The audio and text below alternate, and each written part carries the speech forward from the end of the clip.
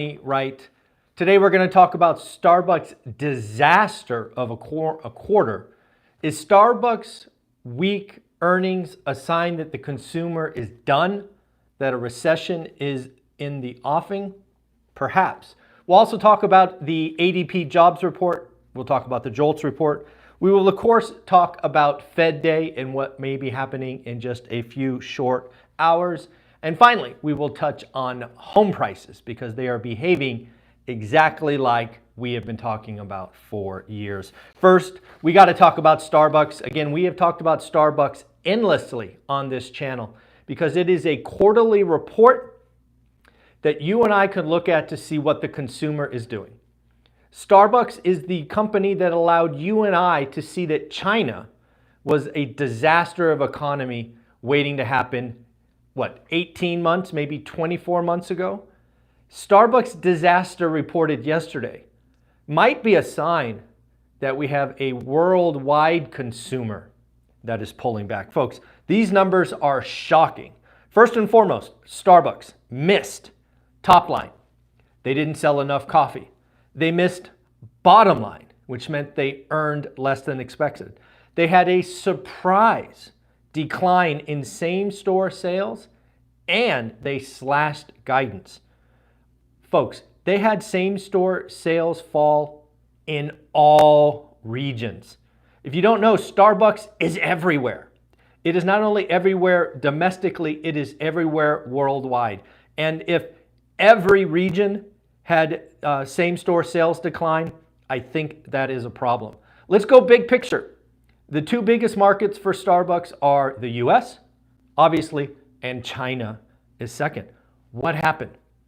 US traffic sank 7%. China, not to be outdone, tells the US to hold my beer. Same-store sales in China down 11%. Folks, we have talked about a lot on this channel for years that the consumer drives the economy. If the consumer is pulling back from Starbucks, that could be a sign. And again, let's not get it twisted. Starbucks, given their price points, is considered a premium brand. Starbucks is something that the top 50% go to. You know, the bottom 20% are not going to Starbucks. So again, this disaster, I can't say it enough. This was a disaster of a quarter. Just horrible, horrible, horrible. If we are seeing the top 50% pull back, 7% in the US, 11% in China, that could be a problem. Folks, we have heard lots of people talk about recession offing not until 2025. I don't know about you, but we've got to pay attention because again, you will see a video that comes out at 9 a.m. today where Anna, Kelly, and I talk about the government lying to us. Folks, I have studied the economy for 30 years. I keep bringing you daily content 5 days a week because I want you to understand. Take the economic reports with a grain of salt, but always tie them to publicly traded companies. Again, what does the government want us to think? Oh, everything's fine, just little bumps in the road. Starbucks? Now, of course, let's be clear. Starbucks is one important data point, but it is not everything. So, what other earnings did we get? How about Yum Brands? Yum Brands, again, is a collection of fast food conglomerates. They too missed top line, not selling enough fast food. They missed bottom line, and they had same-store sales decline. Don't forget what McDonald's told us earlier. We are seeing more and more folks trade down, eat at home. We could be running long head into a recession right now. It could be coming. So again, Starbucks was pretty ugly. McDonald's has warned us the consumer continues to be even more discriminating with every dollar. Starbucks consumers, loyal Starbucks consumers are looking for discounts and deals. This is interesting.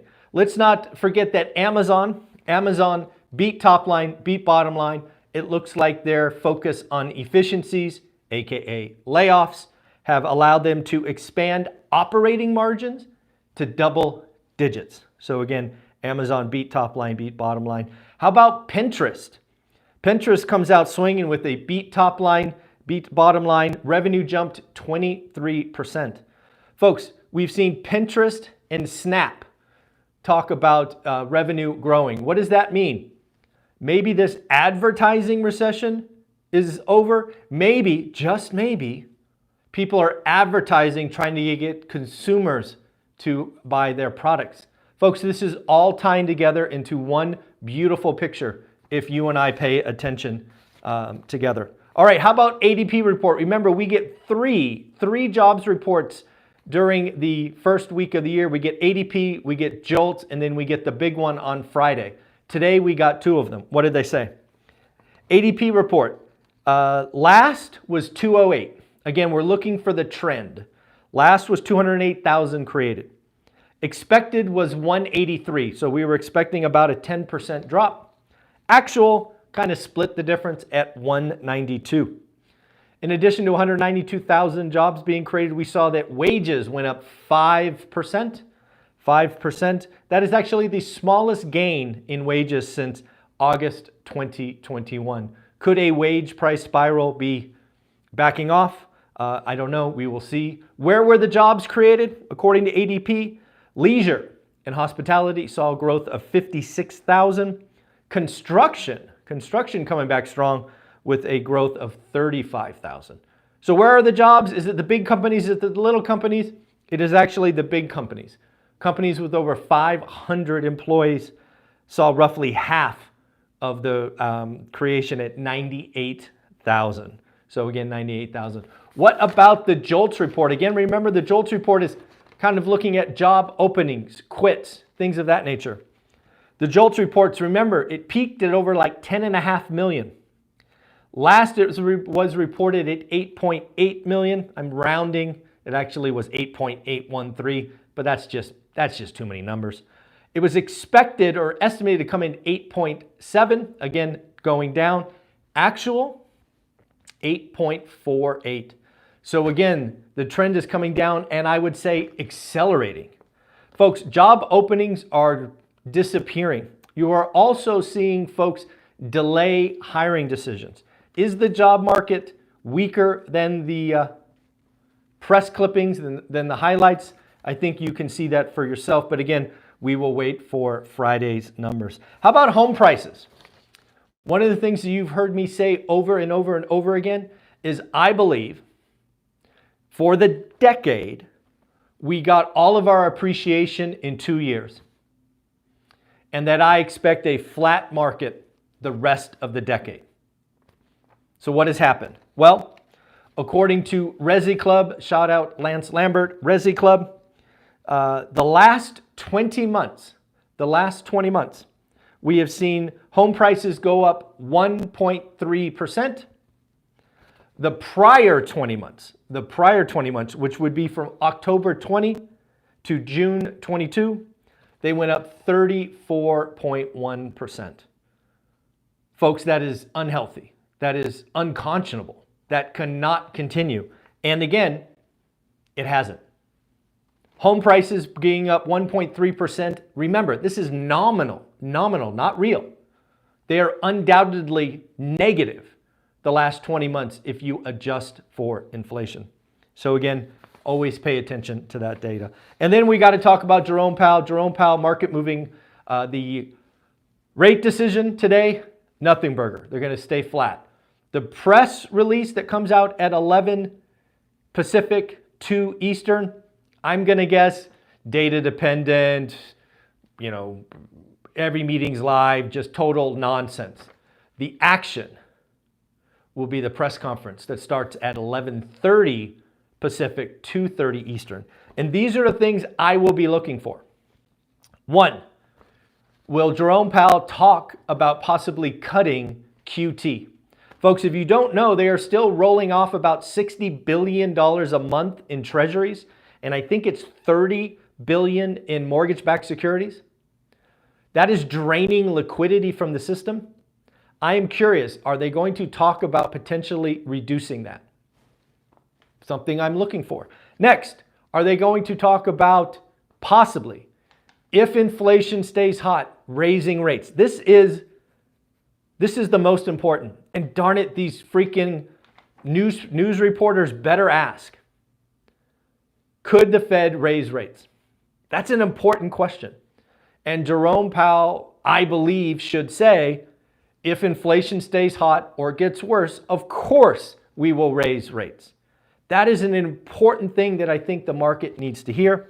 And then lastly, did you know that the market is currently pricing in a 22.8% chance, 22.8 of 0 cuts? I am going to be looking at where does that number go tomorrow? Because that will tell me just how hawkish the Fed is. For example, if that 22% chance jumps to, say, 33% chance, the Fed was hawkish.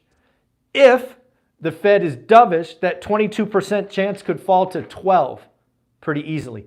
That is the one number, and frankly, the only number that I personally will be looking at to see how hawkish or dovish the Fed is. Going into this meeting at 6, I think I looked at 6:10 a.m. 6:10 a.m., the odds of 0 rate cuts in 2024 were 22.8%. Will that number be higher tomorrow or lower? We got to wait till 11:30 to find out. Folks, you're amazing. Thank you for being here. As you know, it is May 1st, and every month we put up a brand new t-shirt. So this t-shirt is only available in May. It actually comes in 2 types, one for the ladies, one for the guys. I think it is hilarious. It makes me laugh every time. But yes, I don't know. I'm just going to show you. It's kind of fun. It says, "Don't buy dumb." You can fill in the blank. Again, we have a version for the guys and a version for the ladies. If you want to have some fun, you want to tell your significant other not to buy dumb blank, go ahead and buy the t-shirt. Let's be clear. I know this t-shirt is dumb. I know it is dumb. If you don't have the money, if you're saving, don't buy it. I just look at this t-shirt and laugh. Don't buy dumb blank. I think it's hilarious. No big deal. It'll be available for 1 month and 1 month only. Take care of yourself. Have an amazing day. It is Fed Day. Later.